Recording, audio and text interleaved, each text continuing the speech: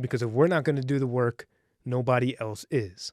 If we're not going to do the work to change our life, then it won't change. If nothing changes, then nothing will change. The first and best victory is to conquer self. Welcome to the Conqueror Approach, a journey of self-mastery to cultivate our faith, mindset, wellness, and to allow our light to shine upon the world. Brought to you by me, your host, faithful believer, U.S. Navy submarine veteran and coach, Moussa Mikhail. Let's conquer. Welcome back to the Conqueror Approach podcast. In this episode, I want to talk about starting point in our vision. Our starting point, or our point A, our reference point, is where we're at right now. A lot of times, we're not taking a hard look at that. Where we're at right now in my physical health, in my mental health, my emotional health, my business, my finances, my immediate relationships, my family, my habits. Am I having fun? Am I doing the hobbies that I enjoy? Or am I just getting by? Am I just waking up, going to work, having low energy, being in this constant state of disinterest, getting home, distracting myself with video games, movies, useless social media, phone games, pointless things, sex, drugs, money, whatever the case is, gambling, whatever it is?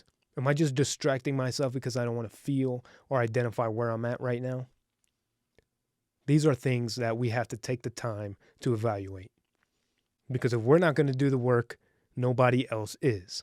If we're not going to do the work to change our life, then it won't change.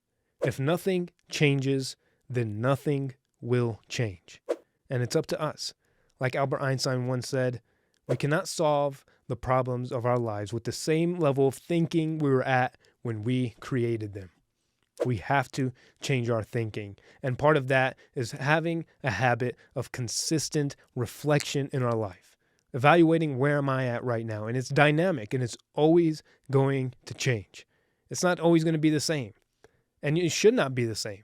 Because the truth is, if you think you're in the same spot, if you think you're stagnant, if you think you haven't grown, well, you probably haven't, but you actually are slowly in decay. You're in a state of decay. If you're not in a state of growth, then you're in a state of decay, and there's no in between. If you think you're not going anywhere, you're actually going backwards. You're actually not gaining anything, so you're losing, just like a muscle. If I go to the gym and I work out muscles, they're going to grow. They're going to get stronger. But if I don't use it, they atrophy. They go away. Like when I was younger, I had a knee surgery, so I wasn't able to walk for a month or so. Well, guess what happened? Because I did not use those muscles in my calf shrunk. It got smaller. My left leg was significantly smaller than my right leg. Why? Because I did not use it. Or if you've ever traveled and haven't used or turned on your car in a month or more, what happened when you came back and tried to turn it on? The battery was dead. Why? Because it was not being used. If you don't use it, you lose it. So reflect. Reflect where I'm at right now. What are my gifts that I'm not using? What are my talents that I'm not using? What are my skills that I'm not using? Because I'm stuck in this state of disinterest and apathy and sadness or depression or anxiety, those things that are hindering my growth. Now, the Bible says, without a vision, people perish. If you have no vision of where you're going, if you don't have a point B, there's no way you'll get there. Because you don't know where you're going. You're just at the will of the world. You're at the will of your habits. You're at the will of your distractions and programs and beliefs. You're at the will of whatever people throw at you. You end up being at the end of strings that other people pull, like a puppet. And you're better than that. You're greater than that. And you're more unique than that. There's no one else like you. There's no one that has your fingerprint. There's no one that has your DNA exactly like yours. There's no one that can offer the world exactly what you can offer because you are unique. You are one of one. No one else is you, and no one else can live your purpose but you. But you have to be clear. You have to be willing to confront yourself of where I'm at right now and how am I going to get to where I want to go? How am I going to get to point B? Reset where I'm at, course adjust, and start moving in that direction of point B. Zig Ziglar has a quote, if you aim at nothing, you hit it every time. If you have no aim in life, you hit it. You'll just get pushed and pulled, and you'll be led to the path of least resistance, which leads to a mediocre life with your gifts and your light being suppressed. Like Jesus said, no one lights a lamp and puts it under a basket, but he puts it at a stand to give light to everyone in the house. Your gift is that light. Do not put it under a basket and suppress it anymore. Identify where you're at and identify where you want to go and start taking that course adjustment to that direction. Just a small course adjustments, a few degrees here, a few degrees there, and start taking that step. Even if you're on the right track, you'll get run over if you just sit there. So keep moving in that direction. Don't just stop. Don't just give up because no one else has your gift. No one else can share with the world what you have. So keep moving and don't stop. Now, I understand that sometimes it could be really hard to not be hard on yourself. I struggle with this. When I have all these things I want to accomplish and I don't because I underestimated how fast I could do something, or I just overestimated my ability to be able to get a certain amount of things accomplished in a single day, which I do quite often.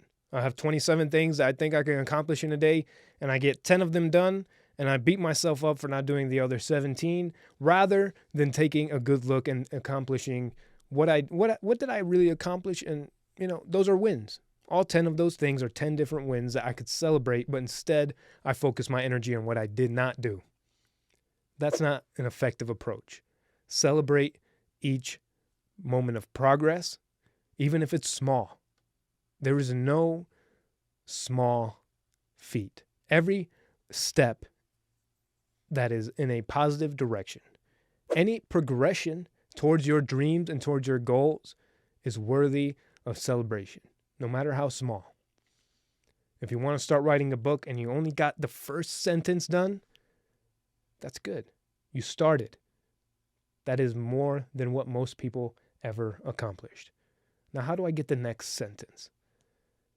Don't underestimate your ability, but don't disregard your wins. Don't speak harshly to yourself. Don't beat yourself up because you're not where you're supposed to be in this area, in that area. You're not in the best shape you're supposed to be in. You haven't accomplished this yet. You haven't done this.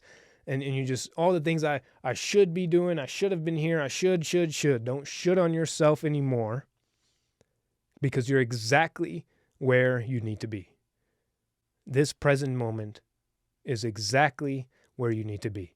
Everything you've experienced so far was exactly necessary to put you in this point A, to put you where you're at right now. Everything was necessary to the transformation and evolution to create who you are today.